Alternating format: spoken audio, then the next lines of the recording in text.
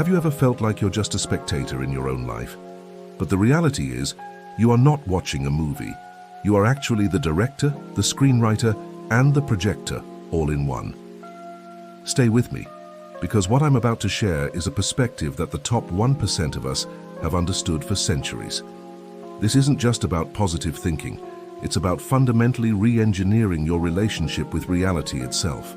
This is the essence of what some call 33rd degree knowledge. The understanding that you do not just perceive reality, you project it. Imagine your mind isn't a camera passively recording the world, but a powerful projector. The film running through that projector is made up of your deepest beliefs, your dominant thoughts, and the core identity you hold for yourself. The world you see outside, your relationships, your finances, your health, it is actually the screen mirroring your own internal state of mind. Most people try to change the screen, the outside space, but it is never-ending struggle. The true masters of life, the ones who seem to bend reality to their will, they do not bother with the screen or outside world. They go straight to the projector room. They change the film from there. Or, precisely, they work with their own mind. This is the first key. Your external world is a direct, unavoidable reflection of your internal state. If your dominant thoughts are of lack, struggle, and limitation, that is the world your projector will create for you, no matter how hard you work. If, however, you can learn to consistently hold the dominant thought of abundance, of success, of love, reality has no choice but to conform. It is not magic. It is the law of your own consciousness. The universe doesn't give you what you want. It gives you who you are. So the first step is to become a gatekeeper of your mind. What thoughts are you allowing to play on a loop? Are they serving the reality you want to create, or are they keeping you stuck in the one you want to escape? The second crucial element is upgrading your beliefs. Beliefs are the very structure of the film in your projector. They are the unconscious assumptions you hold about yourself and the world. Many people think the same way. Making money is hard. It is not possible. I'm just unlucky in love, and so on. These are not objective truths. They are programs you have installed. To bend reality, you must become a conscious software engineer for your own mind. You have to identify these limiting beliefs, question their origin, and actively replace them with empowering ones. How? Through repetition and evidence. Start by consciously choosing a new belief. I am a magnet for opportunities, for example.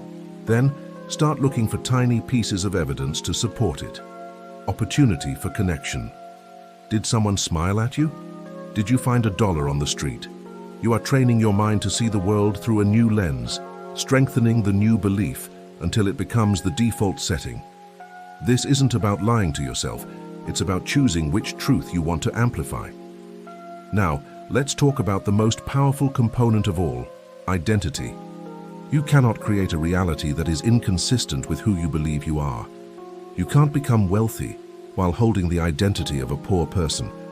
You can't find a loving relationship while holding the identity of someone who is unworthy of love. The secret is to embody the identity of your future self now before the evidence appears. How would the version of you who has already achieved your goals think? How would they walk, talk, and make decisions? You must start acting from that place of as if. This is not faking it till you make it. It is being it till you see it. When you make decisions from the identity of your future self, your actions naturally align with the creation of that reality. You begin to send out an entirely new energetic signature, a new signal to the universe, and the universe, which is a giant mirror, has to reflect it back to you. This leads us to a mind-bending concept, the malleability of time. We perceive time as a straight line from past to future, but from a higher perspective, all possibilities exist simultaneously in the quantum field. The past, present, and future are not as fixed as we think. When you fully embody the energy and identity of your desired future, you essentially collapse time. You are pulling that future reality into your present moment. You do this by aligning your energy, your feelings and emotions, with the feeling of already having what you desire. Feel the gratitude, the joy, the peace of that future reality right now. Being. This is not forced, desperate action. It is the calm, confident, and intuitive next step that feels natural when you know your success is inevitable. But here's the paradox, the piece that ties it all together. Surrender. True mastery comes from letting go of the need to control the how and the when. Your job is to be crystal clear on the what, your desire, and the who, your identity, and then you surrender. You trust that a greater intelligence, a supportive universal flow, is co-creating with you. You release the desperate attachment to the outcome. This state of surrender is one of faith and trust, and it opens you up to receive your desire in ways that are often far better than you could have planned or imagined. You set the destination in your GPS, and then you trust the system to guide you, even if it takes a route you didn't expect. To bring this all together into a practical daily application, it looks like this. First, start your day by consciously choosing your state of being.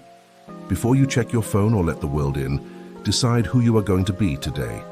Connect with the feeling of your goals already achieved. Spend 5 minutes feeling the gratitude, the success, the love. Second, throughout your day, become a mindful observer of your thoughts. When a limiting thought comes up, don't fight it. Just notice it and gently pivot to a thought that serves your future identity. Ask yourself, what would the version of me who has already achieved this be thinking right now? Third, take one small inspired action. It doesn't have to be massive, it just has to be an action taken from that place of certainty and alignment, not fear or desperation. Finally, end your day with gratitude.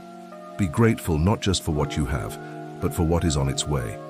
This closes the loop and reinforces your connection to a supportive, abundant universe.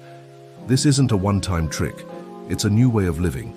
It's about shifting from being a victim of circumstance to being the conscious creator of your experience. It's about understanding that the power was never outside of you.